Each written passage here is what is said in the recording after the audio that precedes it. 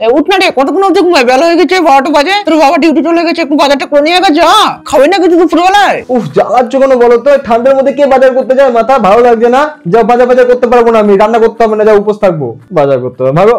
বাবু খুব শরীর খারাপ করছে, গলাটা ব্যথা, একটু দোকান থেকে প্যারাসিটামল এনে দাও না বাবু প্লিজ। আমারও গলা ব্যথা বাবু, সর্দি, কথা বলতেছে। ভালো লাগছে না। আবার কে ফোন করলো?